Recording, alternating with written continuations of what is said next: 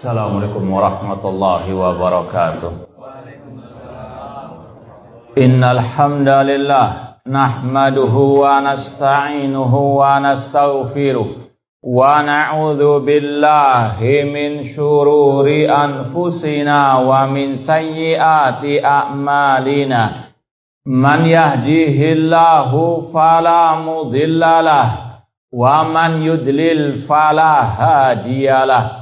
Ashhadu an la ilaha illallah wahdahu la syarikalah wa ashhadu anna Muhammadan abduhu wa rasuluh.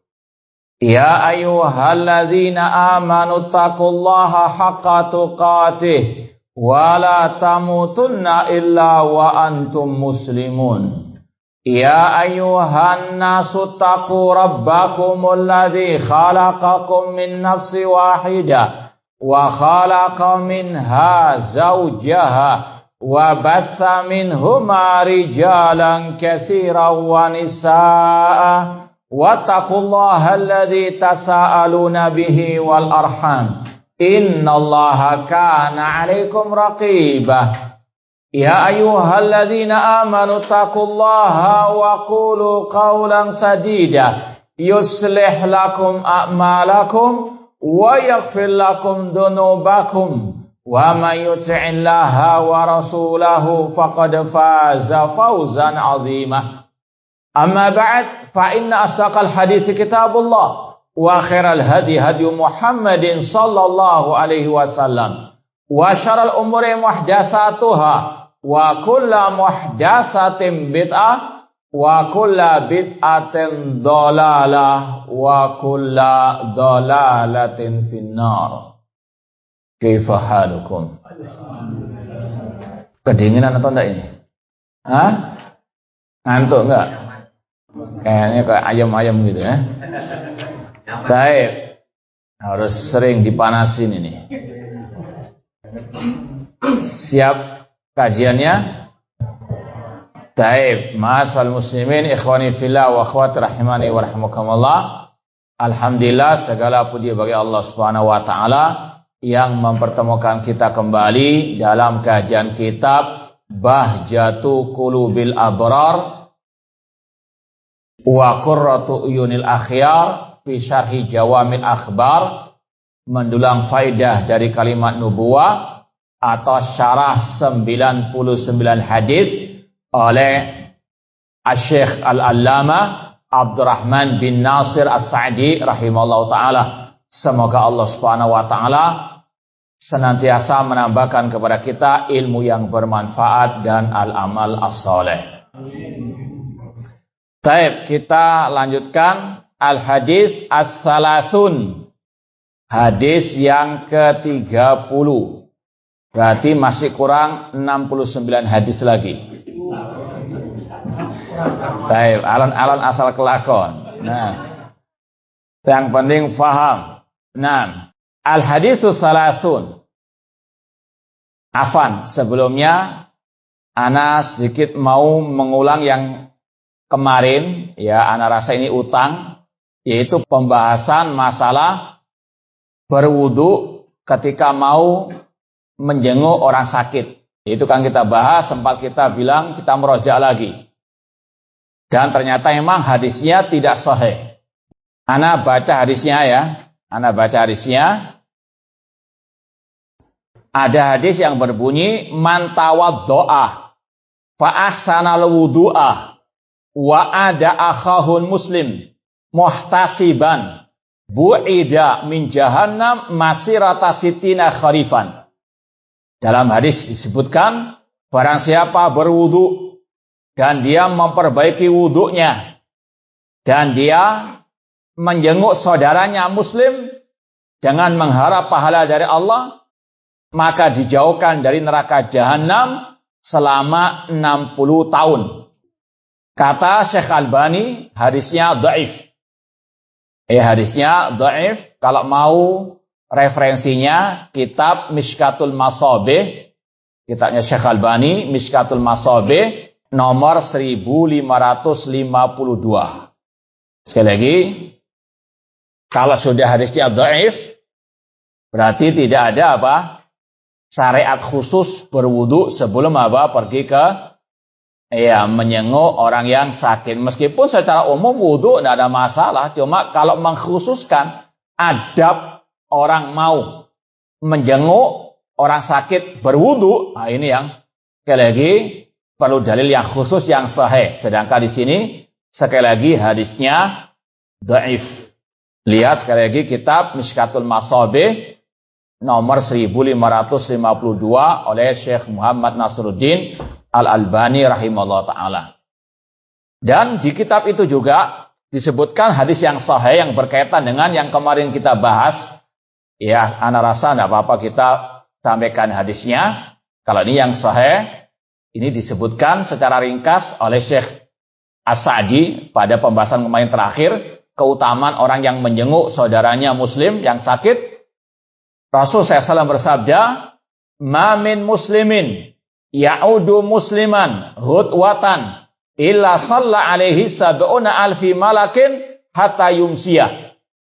Kata Rasul SAW, tidaklah seorang muslim menjenguk saudaranya yang muslim pada waktu pagi hari kecuali 70.000 malaikat bersolawat atasnya. Artinya mendoakannya dengan kebaikan sampai sore hari. Wa in adahu asyiyatan illa shalla alaihi sab'una alfi malakin hatta yusbiha. Dan tidaklah seorang muslim menjenguk saudaranya yang muslim itu dalam keadaan sakit pada petang hari kecuali 70.000 malaikat berselawat atasnya sampai pagi hari. Wa kana lahu kharifun fil jannah. Dan ada tahun dia tinggal di surga, rawahu Tirmidzi, dan kata Syekh Albani hadisnya sahih. Sekali lagi kita tegaskan pembahasan kemarin, makanya sempat kita agak heran karena sekali lagi hampir kita wallahu alam, meskipun kita bukan rujukan ya dalam arti dalam kita tahu semuanya, cuma beberapa kali kita melewati pembahasan menjenguk orang sakit, adabnya tidak ada disebutkan berwudu sebelum menjenguk ya, dan ternyata hadisnya dhaif. Hadis khusus berwudu untuk menjenguk orang apa? Sakit. Ya, jangan disalahpahami, bukan berarti kita melarang orang wudu. Ya, terserah antum mau wudu berapa kali, ya, namun jangan mengkhususkan ya sesuatu ritual ibadah kecuali dengan dalil yang apa? Khusus. Ya, sebagaimana misalnya orang mau waktu yang kita sampaikan kemarin berwudu ketika ziarah ke Masjid Kuba ketika di kota Madinah. Man tatahhara fi baitihi tsumma ata Kuba. Rasul mengatakan barang siapa yang berwudu di rumahnya kemudian dia pergi ke Masjid Kuba. Artinya apa? Ini ritual-ritual khusus ketika mau ziarah ke Masjid Kuba, berwudu terlebih dulu. Paham? Paham tuh? Nah, jadi sekali lagi, apakah ada wudu khusus mau menjenguk orang yang sedang sakit?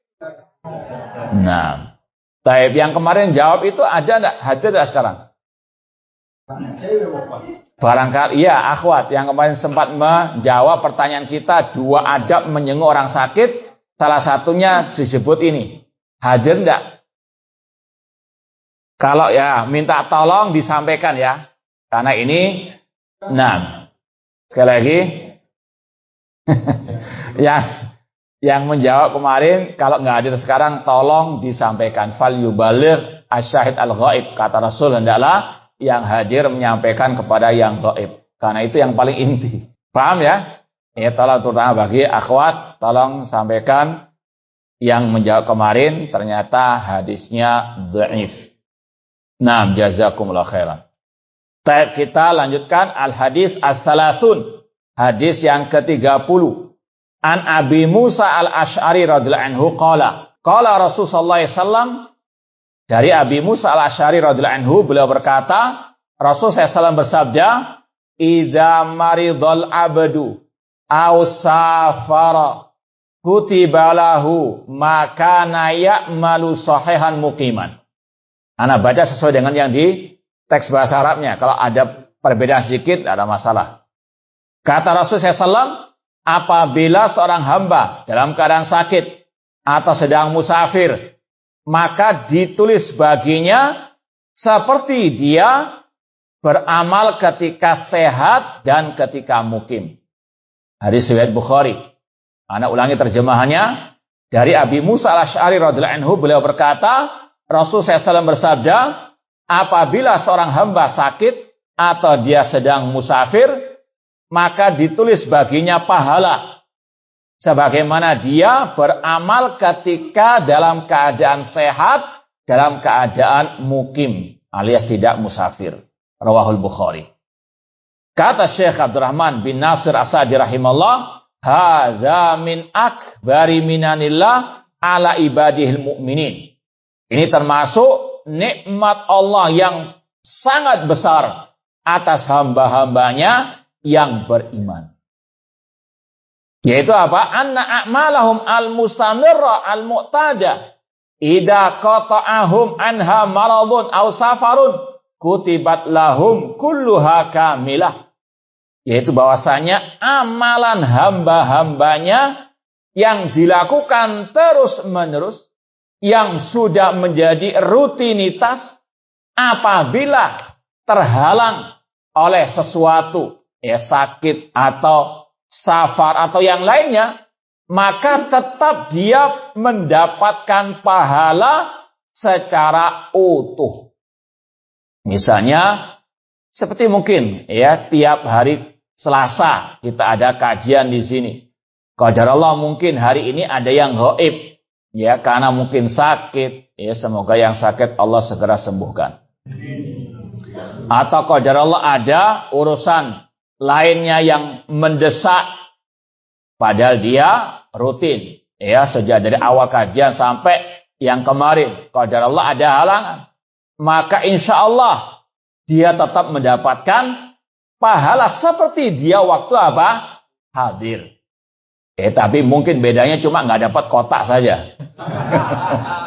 Ya, tapi yang dapat apa? Pahalanya. Mungkin juga masalah ilmunya, mungkin yang ya hadir ya kalah dengan yang apa? Ghaib, karena apa? Konsentrasi lihat di live, yang hadir ngantuk-ngantukan karena dingin hawanya.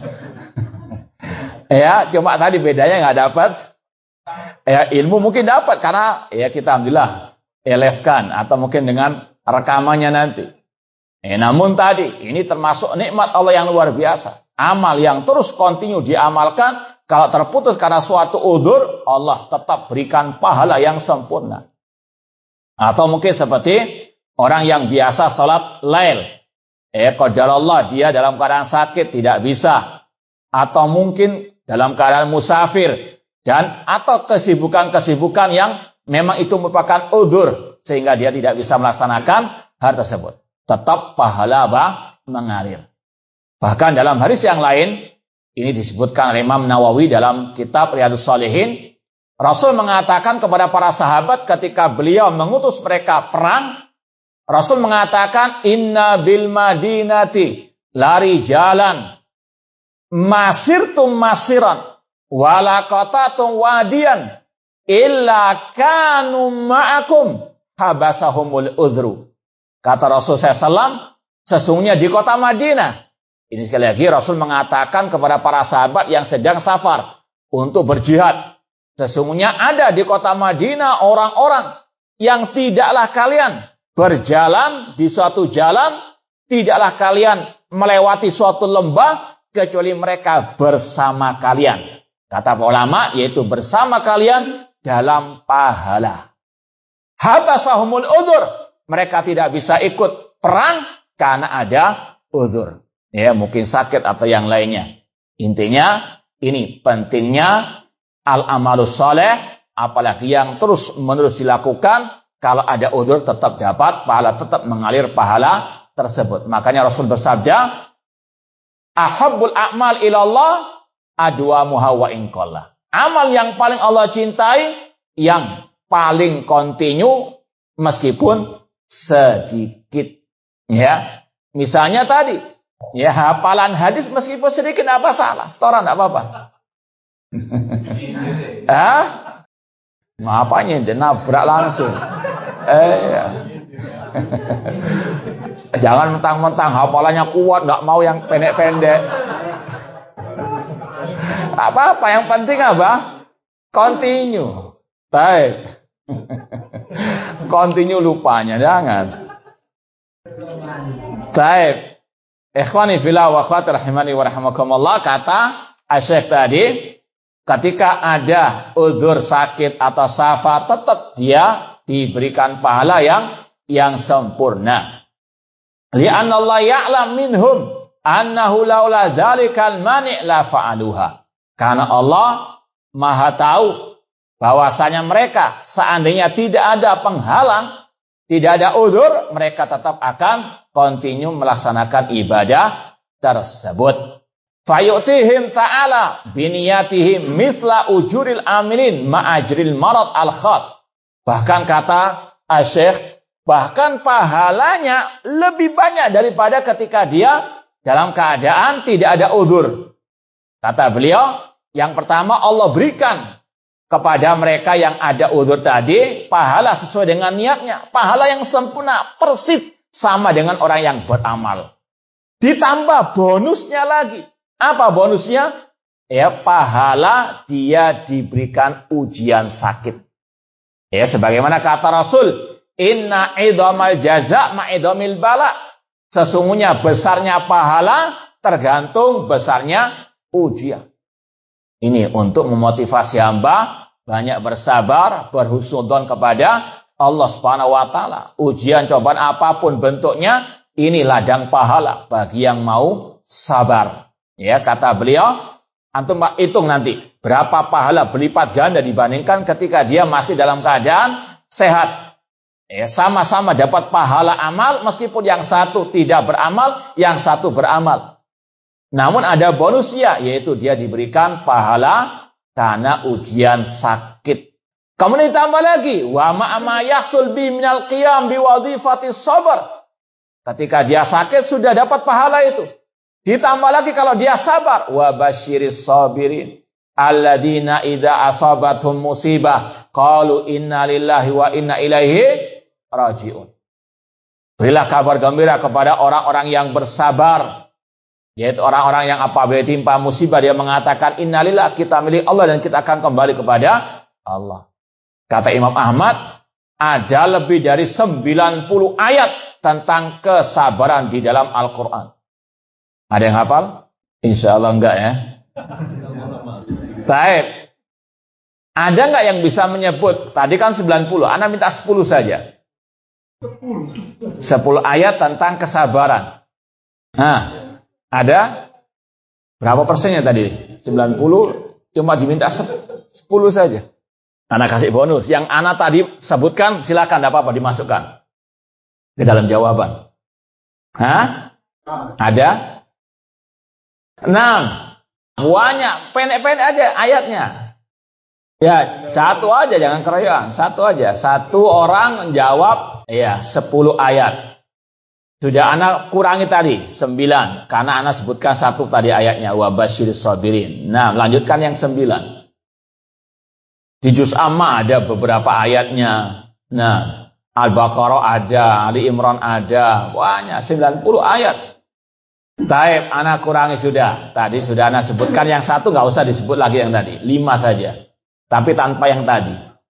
Taib, 5, jangan dinyang lagi. Harga pas sudah. Taib, yang tahu 5 ayat tentang as-sabr. Fasbir sabran Jamila, ya, 1. Lanjut. ya ayyuhalladzina amanu sta'inu bisabri was 3. illal ladzina amanu wa amilus solihati wa tawassaw bil haqqi wa tawassaw. Ini nyontok apa hafalan? Hah? Hafalan ya? Ya, yang keempat. Innallaha ma'as-sabirin, banyak yang 6. 5. Ini masih 4, 5 yang kelima apa?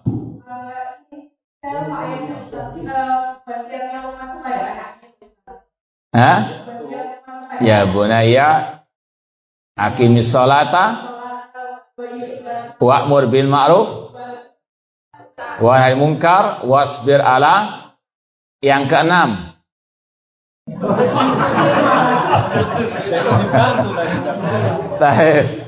Barangkali pura-pura nggak tahu kan, dipancing 6, 7 sampai 10 nanti. Banyak sekali. Ya ayyuhalladzina amanu sabiru wasabiru warabitu di akhir surat Ali Imran. Di surat Ali Imran juga ada kata-kata wa in tasbiru wa tattaqu la yadurukum kaiduhum syai'a. Sekali lagi kata Imam Ahmad, lebih dari 90 ayat tentang kesabaran di dalam Al-Qur'an. Kemudian auma huwa akmal min dzalika min ridha wa syukri. Lanjut tahu enggak ini? Baik. Kemudian kata beliau, ada derajat yang lebih tinggi daripada kesabaran. Artinya orang sakit diberi sabar, dapat pahala banyak ya dengan kesabarannya. Dan lebih dari kesabaran ada tingkatan yang lebih banyak pahalanya ketika menghadapi kesulitan ataupun musibah, ujian dan cobaan, yaitu ar-ridha. Ridha dengan musibah. Apa arti ridha dengan musibah? Yaitu hati tidak merasa beda antara diberi musibah ataupun nikmat. Sama saja dua-duanya dari Allah Subhanahu wa Ta'ala. Itu namanya ridha. Kemudian yang tingkatan lebih tinggi lagi daripada sabar, daripada ridha, asyukru, bersyukur atas musibah. Kalau bersyukur atas nikmat lumrah, namun bersyukur atas musibah ini yang luar biasa. Yaitu apa? Ketika diberikan musibah, dia tahu di balik musibah banyak pahalanya, malah dia banyak bersyukur. Ya, yang sudah pernah atau mungkin sering kita berikan contoh. Mungkin sebagian orang mimpi punya mobil mewah, mungkin punya, kita katakan Anda bersyukur masih dikasih sepeda motor daripada mobil mewah. Barangkali antum kalau dikasih mobil mewah nggak ngaji, mainannya di mana? Naudzubillah min dzalik. Bersyukur, Ataupun yang mungkin, pakai sepeda ontel misalnya, insya Allah lebih banyak apa? Dan juga lebih sehat insya Allah. Banyak kiat-kiat untuk bersyukur. Namun wa qalilun min ibadiyas syakur. Kata Allah, sedikit dari hambaku yang bersyukur. Jangankan bersyukur atas musibah, bersyukur atas nikmat saja masih banyak apa? Yang jarang ditemui. Intinya, kata Syekh Muhammad bin Utsaimin, ada 4 golongan manusia ketika menghadapi musibah. Yang pertama, yang meratapi, ini yang haram. Sebagaimana kata Rasul, laisa minna man syaqqal juyuba wa daraba al-hududa wa da'a bid'awal jahiliyah. Kata Rasul, bukan dari golongan kami orang yang merobek sakunya, memukul pipinya, dan dia teriak dengan teriakan jahiliyah. Ketika ada kematian saudara atau keluarganya, atau ada musibah apapun, yang meratapi, bahkan naudzubillah min dzalik, bisa sampai kufur, memperolok Allah Subhanahu wa Ta'ala, mencaci maki takdir Allah misalnya. Ini yang haram, bahkan bisa sampai kepada derajat kufur akbar. Yang kedua, derajatnya yang sabar. Ini yang wajib hukumnya. Bersabar dalam artian menahan lisan, menahan anggota badan dari hal-hal yang tidak diridhoi oleh Allah. Seperti tadi, memukul tembok misalnya, atau memukul pipi, atau membanting-banting badan. Meskipun hati sedih, nggak ada masalah, lumrah, tabiat manusia. Tapi menjaga lisan, menjaga anggota badan, tidak mengatakan, melakukan hal-hal yang tidak diridhoi oleh Allah Subhanahu wa Ta'ala. Ini yang wajib. Wa basyiris sabirin isbiru wasabiru. Tingkatan yang ketiga tadi, ar-ridha. Ini hukumnya mustahab, tidak diwajibkan, karena nggak semua orang bisa mempunyai sikap ridha ketika mendapatkan musibah. Ada kepedihan, ada kesedihan, meskipun tetap dia menahan lisan, menahan anggota badan, cuma hati tidak bisa dipungkiri sedih terhadap musibah tersebut. Adapun yang keempat, ini yang hanya orang-orang khusus saja yang bersyukur atas al-musibah. Nah, dua-dua tingkatan tadi tidak wajib. Ar-ridha dan apa? Asyukru. Syukur atas apa? musibah. Kalau syukur atas nikmat hukumnya wajib. Bedakan ya dua hal tadi. Tapi intinya kata Syekh, orang yang ada udzur tidak melanjutkan rutinitas ibadahnya, dia mendapatkan pahala yang berlipat ganda. Mulai dari pahala amal yang dia sering lakukan, pahala terkena musibah, pahala kesabaran, bahkan tadi bisa mendapatkan lebih dari itu dengan dia ridho atau bersyukur. Kemudian ditambah lagi pahala minal khudu' lillah wal inkisar lahu. Dia semakin merendahkan diri kepada Allah, tunduk kepada Allah, atau kalau istilah kita merengek-rengek kepada Allah untuk dientaskan dari musibah. Karena sebagian orang terkadang lupa ya untuk banyak bermunajat kepada Allah sampai datangnya apa? Musibah. Dengan musibah itu dia apa? Kembali kepada Allah. Makanya ada sebagian yang mengatakan berapa banyak orang yang sukses ketika ditimpa musibah dibandingkan ketika diberikan apa? Kenikmatan. Banyak yang lalai, banyak yang jauh dari Allah. Namun ketika ada musibah, baru dia kembali kepada Allah dengan melaksanakan yang wajib, melaksanakan yang mustahab, banyak berdoa kepada Allah Subhanahu wa taala. Kemudian ditambah lagi pahalanya ma'ama yaf'alul musafir min a'malin rubama la yaf'aluha fil hadar min ta'limin au nasihatin au irsyadin ila maslahatin diniyah au dunyawiyah. Ditambah lagi terkadang yang musafir misalnya, dia melakukan berbagai macam amalan-amalan yang tidak dia lakukan ketika pada waktu dia bermukim. Ya mungkin ketika dia safar bersama banyak teman-teman ataupun yang lainnya, dia banyak wa ta'awun 'alal birri wa taqwa, tolong-menolong di atas kebaikan dan ketakwaan. Dia ketika musafir disertai dengan yang lainnya, dia memberikan banyak pengajaran, memberikan banyak contoh yang baik ketika safar, ya nasihat, maka apa? Bertambah pahalanya meskipun dia meninggalkan amalan yang rutin dia apa? Nah, wa khususan fil asfar al khairiyah kal jihad wal haji wal umrah. Ya, terutama ketika safar untuk ibadah seperti jihad, berhaji dan berumrah. Wa nahwiya dan yang lainnya. Baik, lanjut lagi kata Syekh, wa yadkhulu fi hadzal hadits anna man fa'ala ibadah ala wajhin naqisin wa huwa ya'jizu an fi'liha 'alal wajhil akmal. Termasuk ke dalam hadis ini yang tetap diberikan pahala meskipun dia tidak mengamalkannya, yaitu orang yang melaksanakan ibadah tapi masih ada kekurangan dalam ibadahnya tersebut karena kelemahannya. Ya, contoh, dia sholat dengan duduk, padahal rukun sholat diantaranya apa? Berdiri. Namun karena sakit, maka tetap dianggap apa? Sempurna ibadahnya, ibadah sholatnya oleh Allah Subhanahu wa taala. Ya, sekali lagi Allah Maha tahu. Fa inna Allah yukammil lahu biniyati ma kana yaf'aluhu law qadira alaih. Sesungguhnya Allah akan menyempurnakan dengan niatnya apa yang dilakukan oleh hambanya, karena apa? Itulah batas kemampuannya. Paham? Fa innal ajz an mukammilatil ibadat nau'um maradin.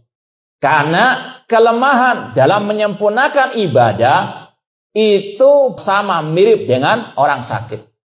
Atau mungkin bahkan ketika mungkin dia sholat, ada luka mungkin di kakinya, dia nggak bisa menyempurnakan gerakan kakinya atau posisi duduknya, maka tetap dia mendapatkan apa? Pahala sebagaimana orang yang sempurna, yang sehat tersebut. Wallahu a'lam.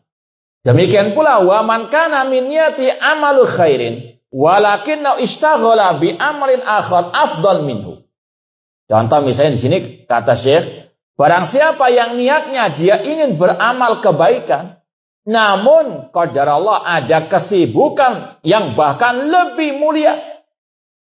Contoh misalnya ada salah satu dari kita punya dua keluarga, keluarga bapak, ibu, dan mertua misalnya.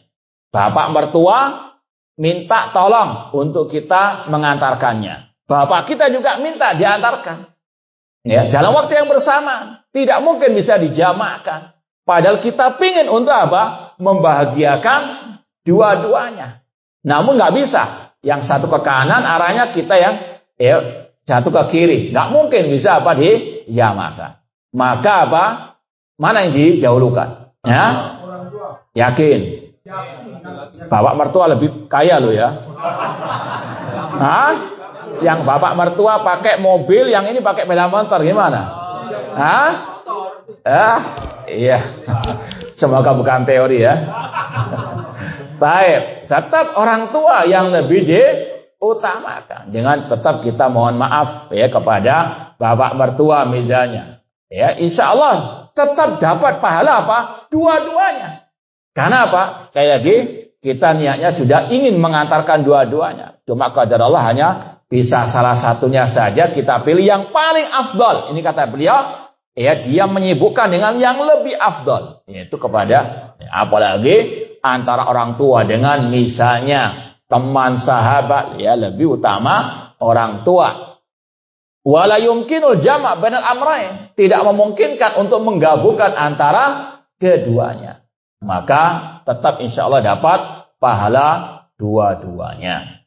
Fahuwa aula an yuktab lahu dzalikal amal alladzi manahu minhu amalun afdal minhu.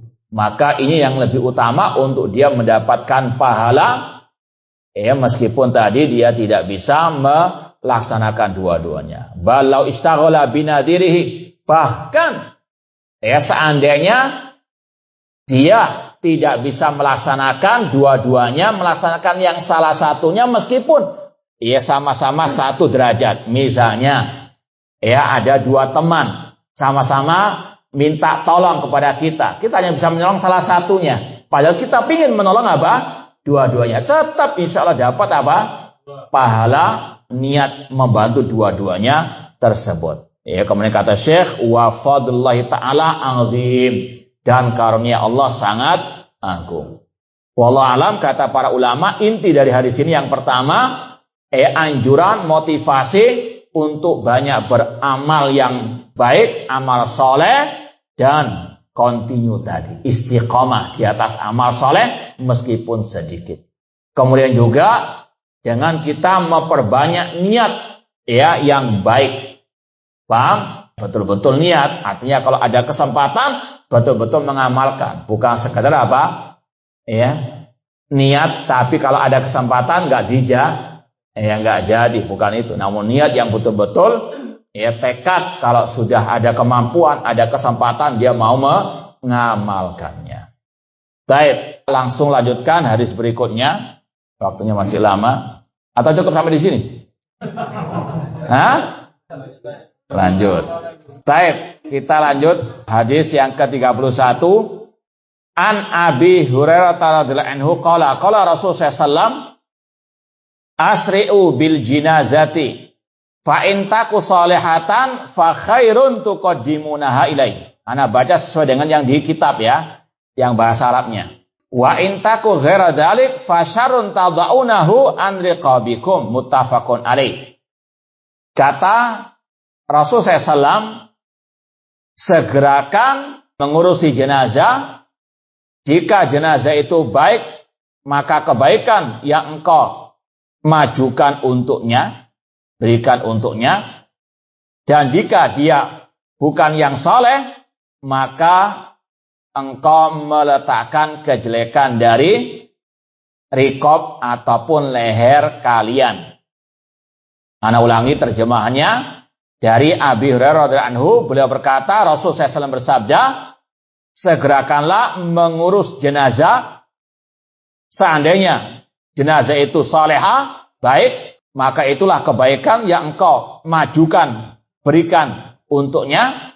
Jika jenazahnya jelek, maka engkau segera untuk menjauhkan kejelekan dari diri kalian atau leher kalian. Hadis Sahih Bukhari Muslim. Kata Syekh Abdurrahman As-Sa'di rahimahullah, hadal hadits muhtawin ala masail usuliyah wa furu'iyah. Hadis ini mencakup dua pembahasan. Pembahasan akidah, pembahasan cabang agama. Pembahasan prinsip agama dan cabang agama. Kemudian didahulukan kata-kata asri'u bil janazah. Rasul mengatakan segerakan mengurusi jenazah. Kata beliau yasmal al-isra bitaghsiliha. Ini mencakup menyegerakan untuk memandikannya. Jangan ditunda-tunda, ini hukum asalnya. Nanti akan ada pengecualian. Segerakan untuk memandikannya. Wa takfiniha, untuk mengkafaninya. Wa hamliha wa dafniha, membawanya ke pemakaman dan menyemayamkannya. Secara hukum asal disegerakan secepatnya. Kecuali kalau ada kebutuhan, hal-hal yang memang perlu untuk ditunda. Wa jami' muta'allaqatil tajhiz. Demikian pula secara asal mengurusi jenazah itu dipercepat. Nah, walihada kan hadil umur min furudil kifayah. Makanya pembahasan ini mengurusi jenazah termasuk fardu kifayah. Kalau sebagian sudah ngurusi, gugur kewajiban atas yang lain. Kata beliau, wa istasna min hadal isra idza kana ta'khir fihi maslahatan rajihah. Namun dikecualikan dari mempercepat kalau dalam menundanya ada kemaslahatan.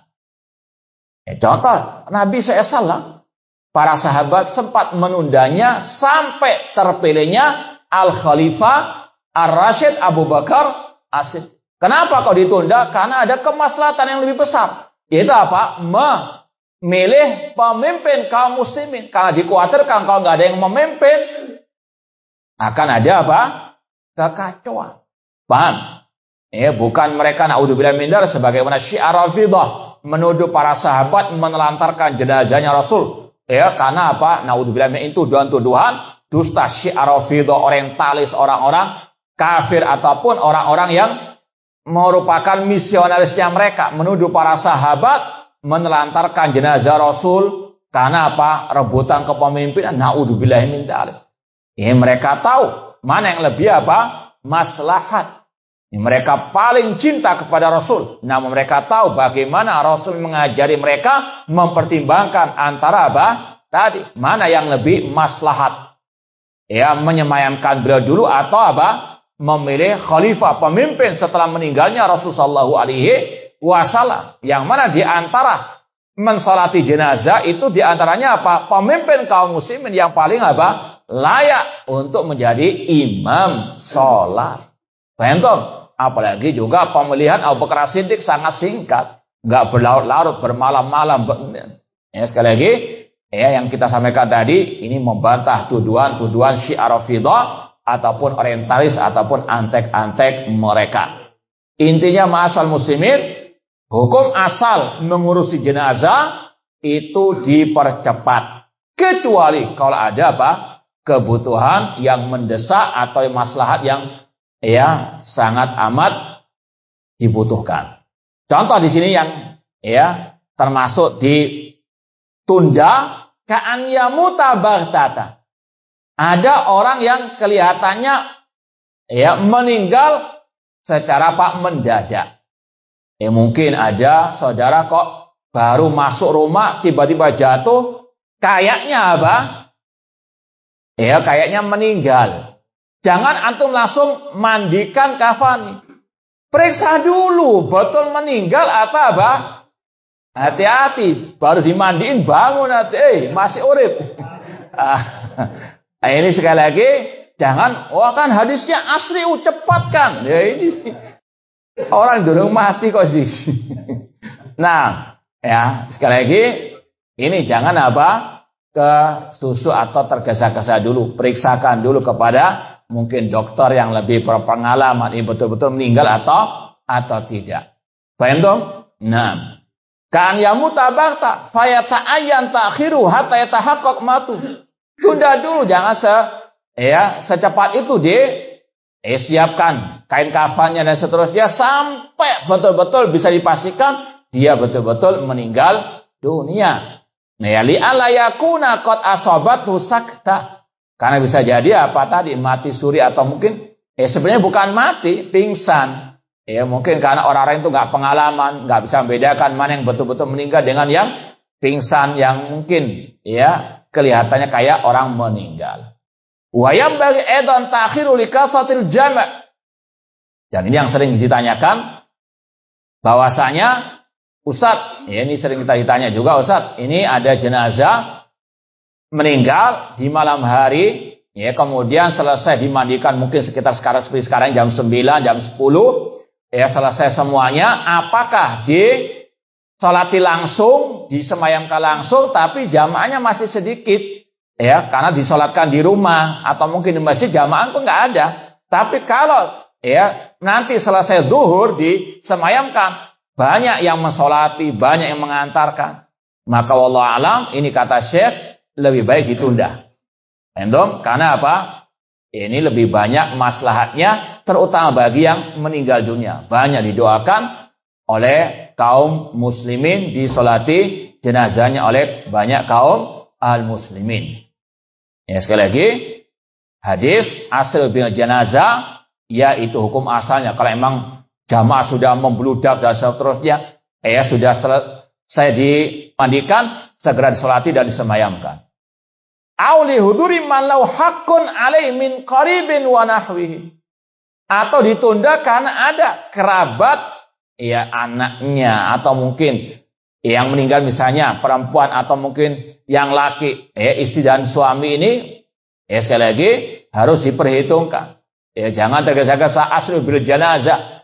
Apalagi afwan, sebagian teman-teman kita yang jadi panitia kadang, karena diserahi dan sebagainya, ayo langsung. Padahal masih ada kerabatnya yang mau melihat jenazahnya. Mungkin dia dari Jakarta sudah mungkin hanya 1 jam perjalanan, insya Allah akan segera nyampe. Jangan apa didesak segera asli bil jenazah, tunggu dulu. Dia punya hak. Paham? Sekali lagi juga ini panitia, Anda bukan keluarganya. Jangan asal-asalan. Waqad allala dzalik bimanfaatil mayyit. Karena hadis ini ada hikmahnya kenapa disegerakan, yaitu untuk kebaikan jenazah. Dan di antara kebaikan jenazah nanti mendapatkan doa dari banyak orang. Misalnya tadi, kalau jam 10 disolati, yang nyolati cuma 3 orang. Kenapa? Karena barusan orang-orang berangkat kerja. Nanti zuhur insya Allah mereka ada waktu untuk pamit izin ke bosnya atau mungkin. Dan ini sebagian tempat demikian. Kalau disolati jam 10, ini orangnya sedikit, mungkin 5. Namun kalau ba'da zuhur banyak jamaah dan sebagainya, maka lebih baik apa? Ditunda. Dan ini tidak bertentangan dengan hadis, karena hadis ini tadi redaksinya segerakan untuk apa? Sang mayit lebih mendapatkan kebaikan. Dan di antara kebaikan untuk mayit mendapatkan banyak doa dari yang mensolatinya. Lima huwa khairan lahu minan na'im. Karena apa? Dia akan mendapatkan banyak kenikmatan kalau disegerakan. Itu hukum asalnya. Auli maslahatil hayyi bisur'a fil ibad anisyar. Atau untuk orang yang hidup mendapatkan kebaikan seandainya jenazahnya itu orang yang jelek. Nah, sebelum ada azab menimpa apa? Semuanya dikubur secepatnya. Nah, makanya para ulama mengatakan ahlul bid'ah kalau mati itu ahlus sunnah bergembira. Paham ya? Karena apa? Kata Rasul, orang yang baik itu akan apa? Yustarah, intinya mendapatkan kebaikan dari kematian orang yang jelek. Makanya tidak benar, makanya salah, batil. Kalau ada sebagian ustadz-ustadz yang mengaku ahli sunnah, ada dai ahli bid'ah meninggal nulis duka cita, naudzubillahi min dzalik. Tidak ada satupun salaf ketika ada dai penyesat umat meninggal nulis apa? Pernyataan duka cita dan sebagainya. Hati-hati. Ini mulai masuk kepada sebagian orang yang ngaku ahli sunnah dengan dalih kan sama masih muslim. Iya, tamu muslim namun menyesatkan umat. Dan salaf tidak pernah mengajarkan demikian. Justru sebaliknya. Dan alhamdulillah sudah pernah kita terjemahkan, kita posting di medsos. Bagaimana sikap salaf kalau ada ahli bid'ah yang meninggal. Nggak ada satupun yang berduka cita ataupun menunjukkan akan kesedihan mereka. Nggak ada. Paham ya? Meskipun secara asal orang muslim boleh didoakan, boleh. Cuma kata-kata tadi, takziah berduka cita meninggalnya ahli bid'ah, penyesat umat. Hati-hati. Ini sekarang muncul dai-dai yang ngawur, asbun. Nah, tidak kembali kepada manhaj salaf. Sekali lagi, ini yang juga dalam hadis disebutkan, kalau ada jenazah itu jelek, disegerakan pemakamannya agar orang yang baik tidak terkena nanti getahnya. Dan yang paling jelek ahli syirik, ahli bid'ah. Wa idza kana hadza ma'muran bi fi umuri tajisi fa min babi aula al-israf fi ibra'i dhimmati min duyunin wa huquqin alaih. Kalau secara asal tadi hukum jenazah dipercepat agar mendapatkan kebaikan atau kejelekan agar dijauhkan dari yang masih hidup, ini apalagi berkaitan dengan tanggungan yang meninggal. Jangan ditunda-tunda seperti utangnya. Kalau misalnya keluarga yang meninggal dunia tahu orang tuanya misalnya atau saudaranya masih punya utang, segera langsung dibayar. Nggak usah nunggu warisan. Justru sebelum waris dibagikan, dibayarkan dulu utang-utangnya. Rasul nggak mau mensolati jenazah yang masih ada utangnya. Ini sekali lagi masalah yang sudah sering kita sampaikan. Kita Ahlussunnah pertengahan dalam masalah segala hal. Di antara utang piutang. Kita nggak mengharamkan secara mutlak. Kita nggak juga membolehkan secara mutlak. Ikuti aturan Allah dan Rasul dalam masalah utang piutang. Terutama kalau sudah mampu membayar, segera dibayarkan. Apalagi kematian tidak ada yang tahu. Orang yang mati syahid tidak bisa masuk surga sampai dibayarkan utangnya. Apalagi yang belum mati. Na'udzubillahi min dzalik. Sekali lagi kata beliau, kalau mengurusi jenazah itu harap disegerakan, apalagi membayar tanggungan yang meninggal. Harus disegerakan. Atau hak-hak yang lain. Fa innau ila dzalika ahwat. Maka yang meninggal itu lebih butuh untuk disegerakan pembayaran tanggungannya tadi. Wa fi al-hasu 'alal ihtimam bi sya'ni akhikal muslim hayyan wa mayyitan. Namun intinya di dalam hadis ini ada motivasi untuk memperhatikan keadaan sesama muslim, baik yang masih hidup atau yang sudah meninggal dunia. Dan ini berkaitan dengan hadis yang sudah kita lewati, hakul muslim 'alal muslim.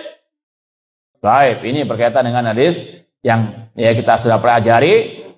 Hadis tadi, hak muslim atas muslim ada 6. Itu berkaitan ketika dia masih sehat, ketika sakit, dan ketika meninggal dunia. Wa bil isra ila ma fi khairan lahu fi dini wa dunya. Dan untuk bersegera memperhatikan, mengurusi, membantu sesama kaum muslimin dalam kebaikan dunia maupun akhiratnya. Kama anna fi al-hath 'alal bu'di an asbabis syarr. Demikian pula dalam hadis ini ada anjuran untuk menjauh dari sebab-sebab kejelekan. Seperti tadi, teman ataupun ahli bid'ah, ahli syubuhat, jauhi, jangan didekati, jangan diustadkan, jangan ditokohkan. Kalau mati pun jangan berduka cita. Kenapa? Karena bisa jadi, apalagi gelarnya sudah doktor. Ini doktor berduka cita, berarti orang ini Ahlussunnah baik dan sebagainya yang meninggal dunia. Na'udzubillahi min dzalik. Tidak ada manhaj salaf, itu tadi. Berduka cita ataupun bersedih ketika meninggalnya ahli bid'ah. Bahkan mereka mengucapkan alhamdulillah, bergembira karena manusia dijauhkan dari kejelekan mereka. Wa muba'adatil mujrimin. Dan dalam hadis ini ada petunjuk untuk menjauh dari orang-orang yang jelek, yang jahat. Dan kata Rasul, tajiduna syarrun nas dal wajahan. Dan kata Rasul, orang yang paling jahat yang memiliki dua wajah. Ya, warnanya apa? Ada yang abu-abu, yang warnanya apa? Nah, ini yang kata Rasul, manusia yang paling jelek yang memiliki dua wajah, di belakang baik, di belakang menikam. Yang meskipun kedoknya ustadz ataupun dai ahli sunnah dan sebagainya. Namun kalau dzul wajahain dan juga pelin-pelan mencela-mencela, naudzubillahi min dzalik. Ini yang paling ditahdir oleh para al ulama. Seperti yang sudah pernah kita sampaikan dari ucapan Hudzaifah bin Yaman radhiyallahu taala anhu. Beliau mengatakan, "I'lam anna dhalalah haqqa dhalalah an ta'rif ma kunta tunkir wa tunkir ma kunta ta'rif." Kata Hudzaifah bin Yaman, ketahuilah kesesatan yang nyata yaitu engkau menganggap baik yang engkau ingkari dulunya, dan engkau mengingkari yang dulunya engkau anggap baik. Ya, seperti yang sudah pernah kita bantah juga dari sebagian dai, dulunya melarang mencaci maki pemimpin di hadapan umum, dulunya melarang mengkritik pemimpin di hadapan umum, namun belakangan dia yang mencaci maki pemimpin, belakangan dia yang mengkritik pemimpin di hadapan umum. Ini sekali lagi dzul wajahain, ini namanya mencela-mencela dalam akidah yang merupakan kesesatan yang nyata. Orang muslim yang bijak, sebagaimana dalam hadis ini, menjauh dari orang-orang yang jelek, dan yang paling jelek ahlu syirik dan ahlu al-bidah, ahlu asyubuhat. Hatta fil hala alati yubtalal insan fiha bimubasyaratihim. Ya, sekali lagi, dalam hadis ini ada anjuran untuk meraih kebaikan, mendekat kepada yang baik, dan menjauh dari kejelekan, dari yang menyebarkan kejelekan. Kemudian, wa fi hadzal hadis, ini yang dikatakan tadi oleh Syekh, hadis ini mencakup pembahasan cabang agama dan masalah akidah. Apa pembahasan akidah dalam hadis ini? Yaitu penetapan adanya nikmat di alam barzakh dan adanya azab di alam barzakh atau azab kubur, nikmat kubur. Ini pembahasan akidah. Dari mana diambil pembahasan ini? Dari hadis tadi, yaitu dari kata-kata, jika jenazah itu baik, maka itu kebaikan yang engkau majukan. Apa kebaikannya? Mendapatkan nikmat, dapat kubur. Bahkan dalam riwayat yang lain, ada riwayat yang lain, itu arwah yang dibawa mengatakan, qadimuni, segerakan. Karena dia akan meraih apa? Nikmat kubur. Ini salah satu dalil, banyak dalil yang lain tentang adanya nikmat kubur.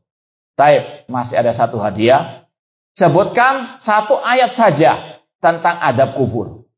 Nah, yang suka ikut kajian akidah, insya Allah bisa jawab. Kalau nggak pernah ikut, ya innalillah. Nah, sebutkan satu ayat saja tentang penetapan adanya adab kubur. Browsing boleh, cuma nggak usah nyontek. Baik, nggak ada yang jawab, nggak ada yang ingat. Baik, an-naru yu'raduna 'alaiha ghuduwan wa asyiya. Wa yauma taqumu sa'atu adkhilu 'ala fir'aun asyaddal adzab. Nanti dilihat dalam surat Ghafir insyaallah. Neraka ditampakkan kepada Fir'aun dan para pengikutnya pagi dan petang hari. Dan pada waktu hari kiamat dikatakan, masukkanlah Fir'aun dan para pengikutnya ke dalam adab yang pedih. Kata Imam Ibnu Katsir dalam tafsirnya, hadil ayah aslun kabirun fi istidlali ahli sunnah ala adabil qabr fil barzakh. Ayat ini merupakan landasan yang besar bagi ahli sunnah untuk menetapkan adanya azab kubur di alam barzakh.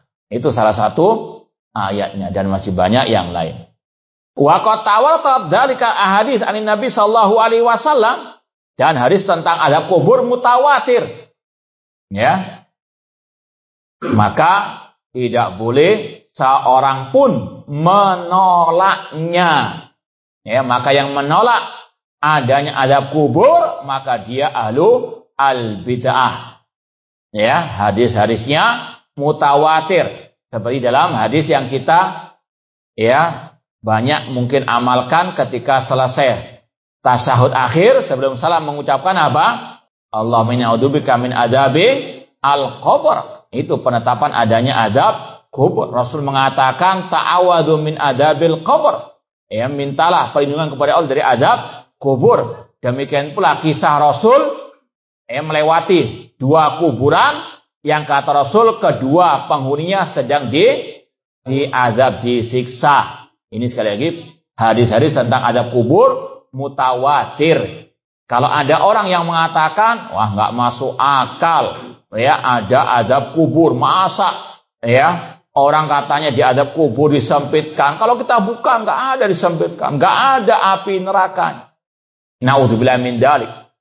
Maka ini sebagaimana ucapan sebagian ulama Ahlus Sunnah yang sudah kita posting kemarin, ya kita sempat posting kemarin, ada judul perasaan didahulukan daripada hadis yang sahih. Kita bawakan ucapan Abu Kilabah dari kalangan ulama salaf yang wafat di abad 2 Hijriah. Beliau mengatakan idza haddatsa rajula bisunnah faqala da'na minas sunnah hati kitaballah fahuwa dhalun.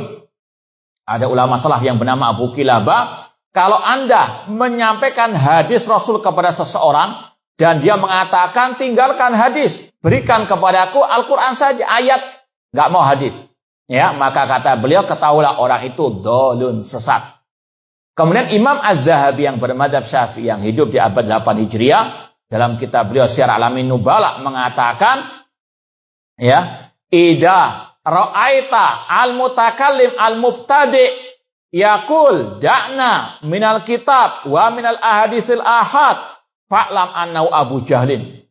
Kata beliau, apabila Anda melihat seseorang dari ahli kalam, penuhan akal, ahli bid'ah, dia mengatakan enggak usah pakai ayat, enggak usah pakai hadis ahad, hatil akal, cukup pakai akal saja. Ketahuilah, kata beliau, dia adalah Abu Jahal.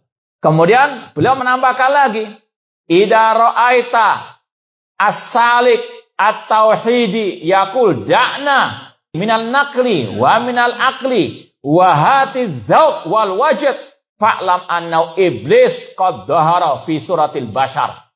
Kata Imam Az-Zahabi yang bermadzhab Syafi'i, kalau Anda melihat seseorang itu pengikut sufi tasawuf mengatakan enggak usah pakai ayat, enggak usah pakai hadis, enggak usah pakai akal, ambil zauq perasaan. Hadis ini enggak sesuai dengan rasa saya. Ya. Hadis ini meskipun Sahih Bukhari enggak cocok dengan perasaan, tolak. Ikuti apa? Perasaan. Maka kata Imam Dabi, dia adalah iblis yang menjelma menjadi manusia. Ana cuma menukil saja, menerjemahkan saja. Ini sekali lagi ulama salaf sangat keras kepada orang-orang yang menentang Al-Quran dan Sunnah Rasul SAW. Entah dengan alasan nggak masuk akal, nggak masuk di perasaan. Naudzubillah min dzalik. Dan dua-duanya ini ada sekarang ini. Banyak bergentayangan. Yang pakai perasaan, yang pakai akal. Dua-duanya sesat, menyesatkan. Yang satunya Abu Jahal, yang satunya apa? Naudzubillah min dzalik. Bahkan kata beliau lagi, dia adalah iblis, fa in jabuntah fahrab minhu. Kalau engkau tidak berani, menjauh darinya. Wa illa fasrahu wajlis ala sadrihi wa qra' alai ayatal kursi. Namun kalau Anda berani, maka jatuhkan dia, duduklah di atas dadanya, bacakan ayat kursi. Ini kata Imam Dahabi, artinya orang ini apa? Biar iblisnya keluar. Yang menolak tadi ayat hadis karena enggak sesuai dengan perasaan, ini iblis yang apa? Merasukinya. Bacakan ayat kursi biar apa?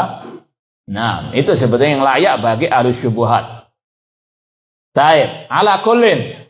Ini yang wajib diyakini seorang muslim muslimah, ayat, hadis, sumber hukum Islam, baik dalam akidah, baik dalam masalah al-ahkam. Wa qatawatat bidzalikal hadis Nabi sallallahu wa anna mubtada dzalik wad'uhu fi qabri idza tamma dafnuhu. Kalau orang itu sudah disemayamkan, ya itulah awal dia sudah memasuki alam barzakh. Ya, itu pun sudah pernah kita sampaikan kalau tidak salah. Istilah azab kubur, fitnah kubur, nikmat kubur, ini hukum secara umum. Bukan berarti orang yang mati di laut, orang yang mati nggak dikubur, bukan berarti tidak ada fitnah kubur. Semuanya yang masuk ke dalam alam barzakh, entah tadi dikubur atau nggak dikubur, pasti melewati tahapan-tahapan tadi. Paham ya? Maka sekali lagi sesat kalau ada orang mengatakan ini wali fulan ini ya sampai kapanpun nggak akan mendapat fitnah kubur. Karena apa? Masih terus dikunjungi kuburannya. Naudzubillah min dzalik. Dan lebih dari itu sekarang ini luar biasa khurafat-khurafat cerita-cerita. Ya, ada Habib yang ngusir malaikat ya karena apa? Berisik mengazab orang yang di alam barzakh. Naudzubillah min dzalik. Ini pelecehan kepada para malaikat-malaikat Allah. Naudzubillah min dzalik. Banyak naudzubillah min dzalik. Orang-orang yang tadi halu. Nah, sesat bin halu. Taib, walihada yusra fi hadil hal al-wuquf ala qabri wa du'a lahu. Oleh karena itulah salah satu sunnah Rasul setelah menyemayamkan jenazah untuk berdiri sebentar di samping kuburan mendoakannya. Rasul selesai menyemayamkan jenazah mengatakan istaghfiru li akhikum was'alu lahu tatsbit fa innahu ana yus'al. Mohonlah ampun kepada Allah untuk saudaramu dan mohonlah ketetapan baginya karena dia sekarang sedang ditanya. Pasti sudah banyak yang mendatangi kuburannya, menziarahi makamnya atau dia pasti langsung ditanya oleh malaikat Munkar dan Nakir. Nah, wal istighfar wa su'alallahu lahu ats-tsabat. Itu yang Rasul ajarkan. Kemudian wa fi hadza aidan at-tanbih al asbabi naimil barzakh wa adzabihi. Dan di dalam hadis ini juga ada penjelasan apa sebab orang itu mendapatkan nikmat di alam barzakh atau bahkan naudzubillah dari mendapatkan azab, yaitu kata beliau orang itu mendapatkan nikmat kubur. Semoga Allah menganugerahkan kepada kita nikmat kubur. Yaitu as-shalah. Orang itu saleh, orang itu berbuat as-shalah. Apa itu as-shalah? Kata beliau, as-shalah kalimatun jami'ah tahtawi ala tasdiqillah wa rasulihi. Orang yang saleh, cirinya yang pertama membenarkan kabar berita dari Allah dan Rasul sallallahu alaihi wasallam. Makanya kata ulama ahlil bid'ah bukan orang yang saleh. Kenapa? Mereka mendustakan kabar dari Allah dan Rasul sallallahu alaihi wasallam. Makanya kapan lalu ada satu yang tanya, apakah boleh orang dari ahli bid'ah, ketika umrah kita minta didoakan? Kita katakan tidak boleh. Mereka ini bukan orang soleh. Kita tawassul dengan doa orang yang sedangkan ahli bid'ah bukan orang yang soleh. Meskipun dia luar biasa puasa sunnahnya, namun dia ahlul bid'ah atau suka berbuat bid'ah, bukan orang soleh. Orang yang soleh itu yang ikhlas dalam beramal dan sesuai dengan sunnah Rasul, apalagi masalah akidahnya. Maka di sini kata Syekh, orang yang soleh as-shalah itu yang pertama membenarkan kabar berita dari Allah dan Rasul sallallahu alaihi wasallam. Misalnya tadi kalau ada orang yang mendustakan azab kubur atau mengatakan hadis Sahih Bukhari itu kalau bertentangan dengan perasaan harus didahulukan perasaan, ini mubtadi' dhal. Bahkan kata Imam Dhahabi seperti siapa tadi? Masa mau titip doa kepada naudzubillah min dzalik. Antum yang ngomong ya. Baik. Kemudian kata beliau, fa huwa tasdiqul khabar wa ta'atullah wa rasulih. Membenarkan kabar berita dari Allah dan Rasul dan mentaati Allah dan Rasul sallallahu alaihi wasallam. Fa huwa tasdiqul khabar wa imtithal amr wa syinabu an-nahi. Itu orang yang soleh, yang akidahnya sahihah dan dia juga beramal as-soleh. Wa anal adab sababu al-ikhlal bis shalah. Sedangkan lawannya azab kubur itu sebab utamanya tidak soleh, yaitu tadi tidak membenarkan kabar berita dari Allah dan Rasul SAW. Lisyak fiddin, ada keraguan dalam masalah agama. Au isyra' alal maharib, au litarki syai'il wajibat wal faraid, meninggalkan perintah, menjalankan yang diharamkan. Orangnya tidak saleh, itu ya definisinya. Wa jami'ul asbab al-mufassilah fil ahadits wal athar tajila dzalik walidzalika qala ta'ala, oleh karena Allah berfirman, la yaslaha ilal asqa, tidaklah yang memasuki api neraka kecuali orang-orang yang sengsara, yaitu alladzi kadzdzaba wa tawalla. Siapa yang dimasukkan ke neraka? Yang kadzdzaba, yang mendustakan kabar berita dari Allah, akidahnya sesat, akidahnya menyimpang, wa tawalla, dan dia berpaling, kadzdzabal khabar, mendustakan kabar dari Allah, dan dia berpaling dari perintah Allah Subhanahu wa taala. Naudzubillah min dzalik. Semoga Allah Subhanahu wa taala memberikan kepada kita husnul khatimah dan menganugerahkan kepada kita nikmat kubur dan menjauhkan kita dari azab kubur. Itu yang bisa kita sampaikan, wallahu taala a'lam. Makanya Ustaz, Silakan. ini ada apa? Habis dimandikan jenazah, terus dikafani, terus waktu mau disolati itu dibuka mukanya, itu apa benar sesuai syariat bagaimana? Nah, itu pernah diriwayatkan dari Abu Bakar As-Siddiq radhiyallahu anhu, sebelum disemayamkan, ya maka beliau apa? Mencium keningnya Rasulullah sallallahu alaihi wasallam. Ini alhamdulillah ana lagi bawa kitab Ahkam Janaiz oleh Syekh Al-Albani rahimahullah taala, ya kalau berkenan ana mau bacakan sedikit. Boleh enggak?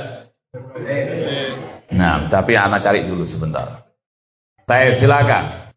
Assalamualaikum warahmatullahi wabarakatuh. Kalau ada di masyarakat itu beliaunya menikahkan putrinya di hadapan janaiz. Nah, itu enggak ada. Nah, enggak ada ajarannya dari Islam, dari Rasul ataupun dari para sahabat Rasul sallallahu alaihi wasallam. Nah, tapi apa Ustaz? Jadi ya ada saksinya, ya ada. Iya, tapi mengkhususkannya. Kenapa kok dikhususkan? Ketika, dan itu kan belum ada perencanaan sama sekali. Ya, nah. Itu pernikahannya sah atau tidak Ustaz? Iya, kalau ada pernikahan, ya kalau ada wali yang lainnya, kalau ada tadi saksinya ya sah. Cuma yang kita bahas itu tidak ada syariat mengkhususkan pernikahan ketika apa? Sama dengan tadi wudu. Ya, wudu boleh, cuma jangan dikhususkan apa?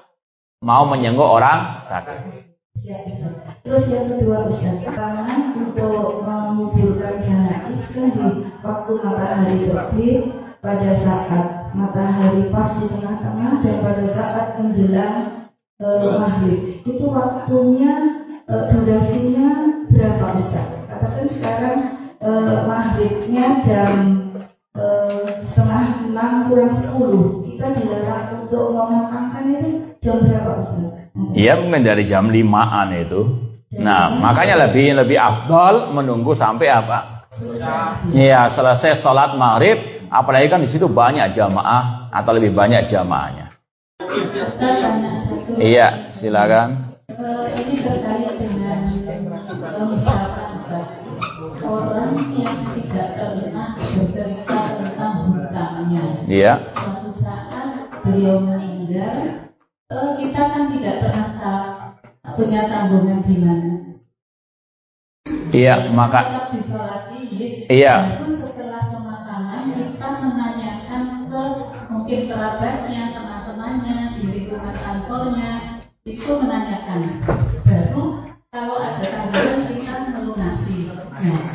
Nah, ada mungkin orang yang sungkan atau tidak mau menyampaikan bahwa beliau punya tanggungan, itu bagaimana hukumnya Ustaz? Nah, alhamdulillah sekarang kan fasilitas sudah banyak ya. Mungkin teman kantor bisa lewat WA ya, atau mungkin komunitas di kampung misalnya ya. Sampaikan aja langsung sebelum disemayamkan, sebelum disolati. Kan bisa itu. Ya, kalau misalnya yang menghutangi sungkan alias mungkin memaafkan, alhamdulillah. Namun kalau sampai sudah tadi dia mengatakan dia punya utang, maka segera untuk dilunasi. Sekali lagi ini yang harus lebih dipercepat. Wallahu taala. Yang mana lagi? Ini banyak pertanyaan ini. Sebentar, gantian yang kertas dulu. Yang kertas dulu ya. Mohon maaf. Nah, biar adil. Ini ada yang pertama tanya tadi. Ini masalah seorang istri berjualan, berdagang baju di pasar yang tidak setiap hari bajunya laku sehingga tidak tiap hari membawa uang pulang. Suaminya belum punya pekerjaan tetap, tiap hari masih berusaha mencari, tapi kalau merasa sang istri sudah ikut mencari nafkah, maka si suami kurang bersungguh-sungguh. Wallah alam, ini perlu suaminya untuk bertobat dengan tobatan nasuha. Suamilah yang berkewajiban mencari nafkah. Kalau masih belum, tetap semangat. Apalagi tadi istrinya sudah punya usaha, bantu istrinya saja dia di pasar. Kalau bisa suaminya yang kerja di pasar, jangan Wallah alam. Cuma yang tadi intinya sang suami yang berkewajiban untuk mencari nafkah. Nah, kalau memang istrinya punya tadi usaha sendiri, selayaknya untuk membantu suaminya dan suami membantu istrinya juga. Nah, bagaimana hukum orang yang tidak mau merapatkan soft karena gemuk? Alhasil kaki tidak bisa saling menempel. Fattaqullaha mastata'tum. Bertakwalah kepada Allah sesuai kemampuan. Kalau antum sudah berusaha untuk merapatkan, kalau yang sebelahnya nggak mau ya sudah. Fattaqullaha mastata'tum. Apa perbedaan azab kubur dan fitnah kubur? Fitnah kubur itu pertanyaan mungkar dan nakir. Marrabbuka wa man nabiyuka wa ma. Ini semua orang mendapati fitnah kubur, pertanyaan tadi. Namun yang bisa menjawab dapat nikmat kubur, yang nggak bisa menjawab mendapatkan azab kubur. Jadi fitnah kubur itu beda dengan azab kubur. Nah, apakah sakit yang kronis akan membersihkan dosa? Jangankan yang kronis, yang biasa saja itu bisa menghapuskan dosa. Apalagi dengan sabar tadi sampai detik kematian. Apa bedanya ujian dan cobaan? Ya sama saja ujian dan cobaan. Taib. Yang akhwat dulu. Silakan. Tadi yang mau tanya. 6. Bismillah. Ustaz mau tanya ya. Misalnya kalau orang miskin, keluarganya tidak miskin, terus dia tuh punya utang banyak, terus meninggal Ustaz. Terus warisan aja nggak punya, yang saudara-saudara Ustaz. Anak-anaknya itu juga nggak punya, bagaimana Ustaz? Kalau bisa ya tetangga-tangganya urunan. Nah, itu kan. Kalau nggak mau ya sudah. Fattaqullaha mastata'tum. Gimana? Allah Maha tahu.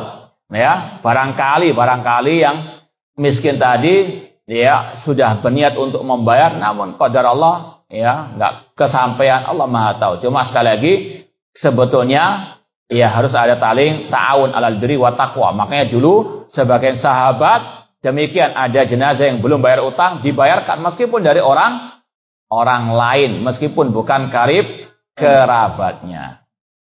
Ini yang mungkin bisa kita sampaikan. Insya Allah kita tunda yang tadi kita sampaikan tadi, karena banyak pertanyaan yang lewat, nggak bisa nyari saya. Kurang lebihnya mohon maaf. Wa jazakumullahu khairan. Aqulu qouli hadza wa akhiru da'wana anil hamdulillahi rabbil alamin. Wassalamualaikum warahmatullahi wabarakatuh.